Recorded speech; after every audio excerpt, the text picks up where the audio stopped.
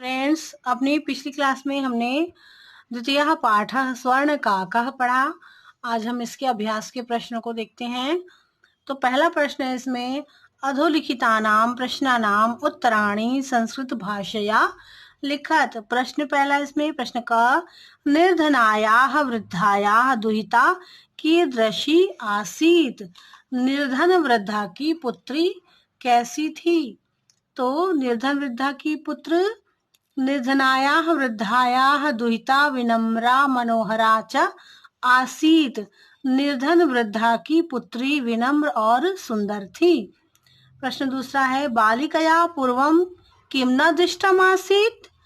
बालिका के द्वारा पहले कैसा कौवा नहीं देखा गया था।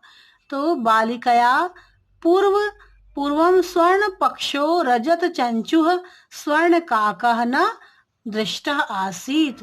बालिका के द्वारा पहले सोने के पंख और चांदी के चोंच वाला कौवा नहीं देखा गया था। फिर तीसरा प्रश्न है, रुदन्ती बालिकां काकः कथम आश्वासयत्। रोती हुई बालिका को जो कौवा है उसने किस तरह से आश्वस्त किया, क्या कहा उसे। रुदन्ती बालिका काकः आश्वासयत्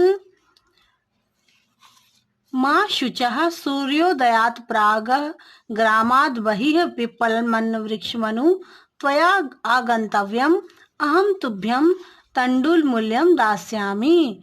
तो रोती हुई बालिका को कौवे ने यह कहकर आश्वस्त किया कि सूर्योदय होने पर ग्राम के बाहर जो पीपल का वृक्ष है वहां पर तुम आ जाना, मैं तुम्हें चावलों का मूल्य दे दूंगा। यह कहकर रोती हुई बालिका को आश्वस्त किया गया। फिर अगला प्रश्न है, बालिका किम दृष्ट्वा आश्चर्यचकिता जाता। बालिका क्या देखकर आश्चर्यचकित हो गई। बालिका स्वर्णमय प्रसादम दृष्ट्वा आश्चर्यचकिता जाता। बालिका सोने के बने महल को देखकर आश्चर्यचकित हो गई। फिर अगला प्रश्न है, बालिका केन सोपानेन स्वर्ण भवनम आससाद। बालिका किस सीढ़ी के द्वारा सोने के भवन में गई। तो बालिका स्वर्ण सोपानेन स्वर्ण भवनम आससाद। बालिका सोने के भवन सीढ़ी पर चढ़कर सोने के भवन पर गई। अगला प्रश्न है, सा ताम्रस्थाल्यां चयनाय किम तर्क ददाति। तो वह तांबे की थाली को चयन करने के लिए उसने क्या कहा। सा ताम्रस्थाल्याः चयनाय तर्क ददाति यत् अहम निर्धना ताम्रस्थाल्यां भोजनम करिष्यामि। गर्विता बालिका कीदृशं सोपानम अयाचत कीदृशं च प्राप्नोत। तो गर्विता जो घमंडी बालिका थी उसे कौन सी सीढ़ी चाहिए थी और उसे कौन सी सीढ़ी दी गई।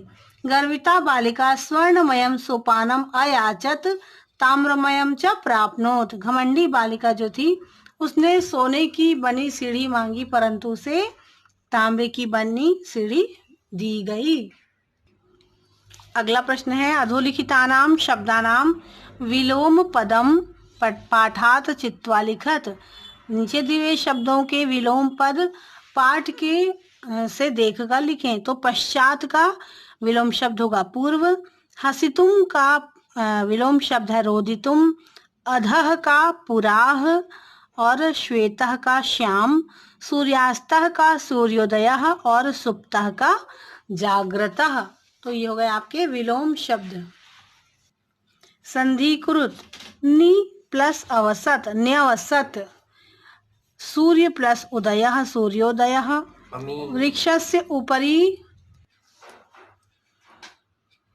वृक्षस्य प्लस ऊपरी वृक्षस्योपरि, हि प्लस अकार्यत ह्यकार्यत, च प्लस एकाकिनी चैकाकिनी, इति प्लस उक्त्वा इत्युक्त्वा, प्रति प्लस अवदत् प्रत्यवदत्, प्र प्लस उक्तम प्रोक्तम, अत्र प्लस एव अत्रैव,